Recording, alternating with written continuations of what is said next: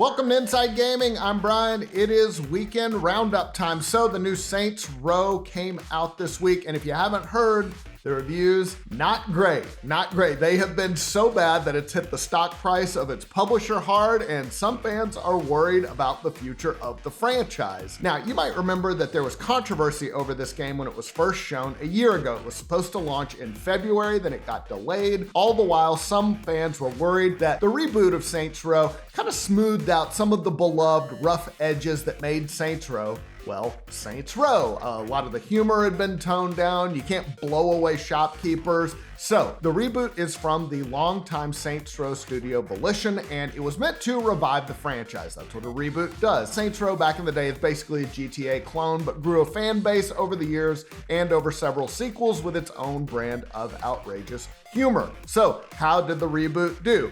Not great. It's sitting at a mixed score on Metacritic, barely. Last time I checked, it had a 63 on the PS5 version. The YouTuber SkillUp said it was terrible, calling it outdated in every aspect, from its open world design to its core gameplay, riddled with game-breaking bugs, absent any sort of coherent plot, and starring an insufferable cast of characters. The Saints Row reboot is a disaster. Glitches were a big issue, as SkillUp alluded to. Lots of them have been making the rounds online almost immediately. Dan Reichert of Giant Bomb wrote that about 10 to 12 hours into the game, I encountered a game-breaking bug on the Xbox version. All my character was able to do was run, no jumping, shooting, entering cars, etc. Oh, and Axios' Steven Totillo said that the game crashed 3 times for him in 4 hours. He also said the game felt generic. Volition promised a day one patch to the game, but yeah, it looked pretty bad. All right, back to the reviews. IGN gave it a lukewarm 6 out of 10, saying that it felt, quote, more like a repetitive retread than a proper reboot. Now, to be fair, some outlets did like it. Game Informer gave it an 8.5, writing, it may not push your new hardware to the limit and is a little rough around the edges,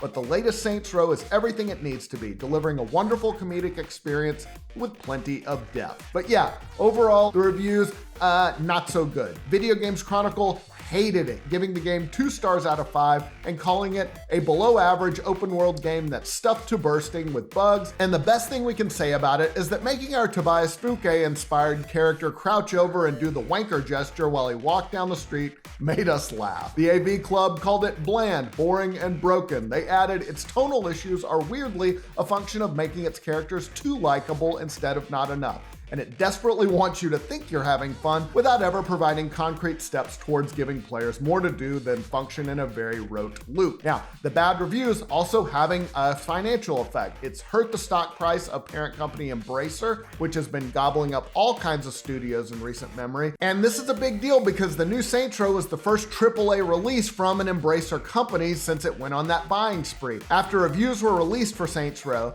Axios said that Embracer's shares fell around 7% overnight to a 4-month low. Now, some are even wondering if this could be the end of the franchise. Over on the game's subreddit, user Oh My Dog wrote, they've delayed the game for an entire 6 extra months, so this is honestly inexcusable. I can honestly see this being the end of the Saints Row series. So yeah, a few people liked it. Most people were like, it doesn't really feel like Saints Row, so it's not a good launch for the rebooted Saints Row, to say the least. All right, we'll get to the rest of the stories in just a second, but guys, first, let's talk about our old friends at ExpressVPN. You know what ExpressVPN is. You know it, you love it. What is a VPN? Well, sending your data over the unencrypted internet is like sending a postcard. Anybody can see. The mailman can look at it, whoever. Not with ExpressVPN. It's a virtual private network. It creates a secure tunnel between your device and the internet. In other words, it puts an envelope around that postcard, and one of the good envelopes with the little blue crisscrossy things so nobody can see inside. That's what a VPN is like. ExpressVPN protects you from hackers who try to steal your private information. If you're on an unencrypted Wi-Fi network in an airport, a hotel, coffee shop, you are at risk, but not with ExpressVPN. It encryps your network data. Best-in-class encryption. It would take a hacker with a supercomputer billions of years to crack. And let me tell you, hackers don't have that kind of time, folks. So here is what you need to do, guys. Go to expressvpn.com/inside to find out how you can get 3 months of ExpressVPN for free.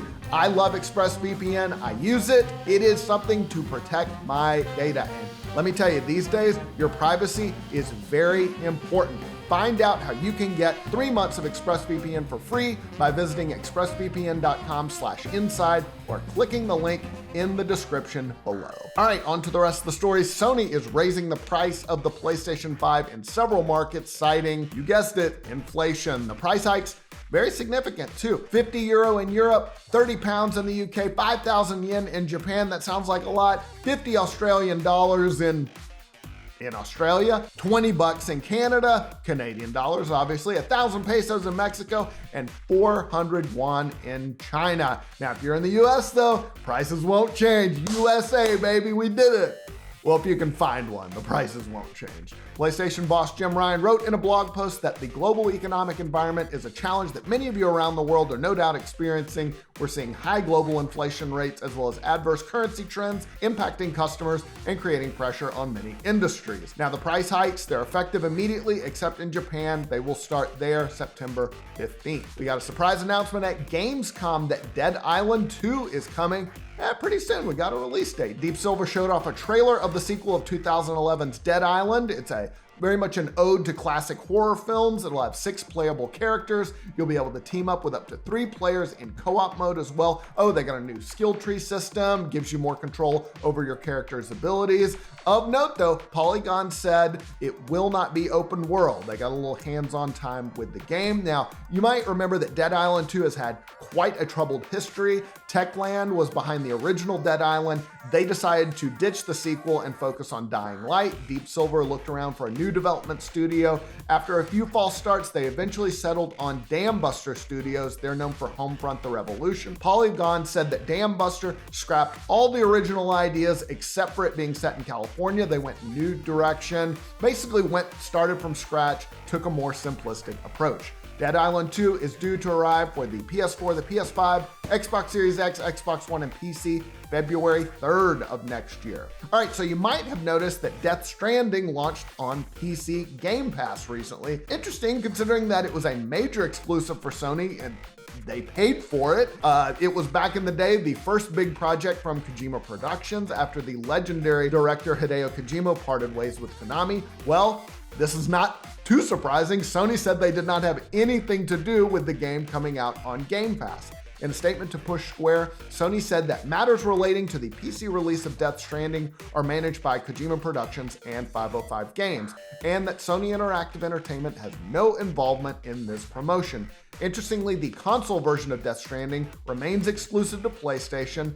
Only the campaign version of the game is coming to Game Pass. Oh, and in other Death Stranding news, Norman Reedus, the actor, recently accidentally confirmed that they're working on Death Stranding 2. He did an interview with Leo Edit and was asked about his work on the first game, and Reedus responded with, "We just started the second one." So there you go. I love it when they leak like that. So cloud gaming, all the rage these days with the highly successful new outings like Google Stadia and Amazon Luna just setting the world on fire. Well, another tech giant could be getting involved.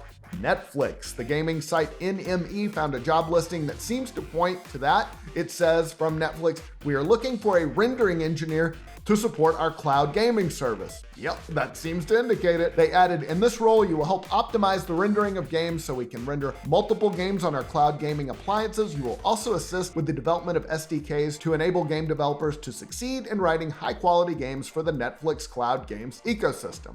Now, this is not Netflix's first foray into video games. They've acquired studios like Night School and Boss Fight Entertainment, and their games on Netflix available right now. But yeah, cloud gaming would be a big step, and it kind of makes sense because lots of services seem to be competing to be called the Netflix of games. So Netflix is like, yeah, we're Netflix. Let's give it a try. So we'll see how it goes. All right, time for a 5-second review.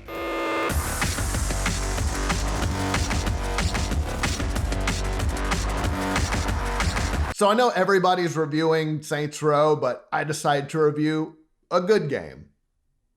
This is a good game. All right, let's talk about the games coming out next week. First up, Destroy All Humans 2 Reprobed. Crypto is back with a license to probe. The alien invader returns, groovier than ever. Experience the swinging 60s and all of its chemical-induced glory and take revenge on the KGB for blowing up your mothership. It comes to PC, PS5, and Xbox Series X August 30th. Orcs. Orcs is a new take on the well-known tower defense genre, blending mechanics of popular deck building and tabletop games to create a truly unique experience. Grow your castle, expand your domain, and take a stand against hordes of green-skinned attackers. Comes to PC August 30th. Tinykin. Catch hundreds of Tinykin and use their unique powers to bring Milo back to his home planet and back to normal size. Comes to PC, PS5, Xbox Series X, PS4, Xbox One, and Switch August 30th. Immortality. Marissa Marcel was a film star. She made 3 movies, but none of the movies were ever released, and Marissa Marcel disappeared. This is an interactive trilogy from Sam Barlow, the creator of Her Story. Comes to Xbox Series X and S, PC, iOS, and Android August 30th. Teenage Mutant Ninja Turtles, the Cowabunga Collection. This contains 13 prior released classic Teenage Mutant Ninja Turtles games. It comes to PS5, Xbox Series X, PS4, Xbox One, Switch, and PC August 30th. Ooblets is a farming, creature collection, and town life game where you build up your farm, befriend townsfolk, grow ooblets, and have dance-offs. Comes to Xbox One, Switch, and PC September 1st. Scathe is an intense, blood-soaked FPS where quick reflexes are the key to surviving the bullet hell labyrinth that stands between you and your ascension. Rip through the underworld's deadliest demons and collect the hellstones with drop-in, drop-out online co-op gameplay. Comes to PC August 31st. Chenso Club. Aliens are attacking. Who will save us? Chenso Club will. Using chainsaws, hammers, and the aliens' own life force against them, these fearless warriors will pulverize enemies on their way to victory. Go solo, go co-op, go hack those aliens in this action-packed, side-scrolling platform brawler. Comes to PC, PS4, Xbox One, and Switch September 1st. The Dragoness Command of the Flame. This game mixes HOMM-like exploration, city building, and turn-based strategic combat with a roguelite twist. Choose your battles, paths, and skills as you explore a world ravaged by war, gather and manage your army of beasts, collect resources, and expand your city. Comes to PC September 1st. JoJo's Bizarre Adventure All-Star Battle R. Hirohiko Araki's masterpiece brought to life as a fighting game. Battle with 50 colorful characters wielding stands, Haman, and more. See how characters who could never meet in the story interact when they come face to face. Comes to PC September 1st. Made in Abyss, Binary Star Falling into Darkness. Experience the awesome power of the Curse of the Abyss, as well as the astonishing, legendary entities known as primeval creatures. Prepare to glimpse the world of Rico and her friends. It comes to PS4, Switch, and PC September 2nd. Lego Brawls. Dream up the ultimate minifigure brawlers and bash your way through all your favorite Lego themes in the first team action brawler set in the Lego universe. Play with friends at home or around the world and see how you stack up against the competition. Comes to PS5, Xbox Series X, PS4, Xbox One, and Switch September 2nd. And finally, The Last of Us Part 1. Experience the emotional storytelling and unforgettable characters in The Last of Us, winner of over 200 Game of the Year awards. In a ravaged civilization where the infected and hardened survivors run rampant, Joel, a weary protagonist, is hired to smuggle 14-year-old Ellie out of a military quarantine zone. However, what starts as a small job soon transforms into a brutal cross-country journey. This includes the complete Last of Us single-player story and the celebrated prequel chapter Left Behind, which explores the events that changed the lives of Ellie and her best friend Riley forever. It comes to PC and PS5 September 2nd. That's all the news I got for you this week, guys. I hope you're having a great weekend. We will see you soon.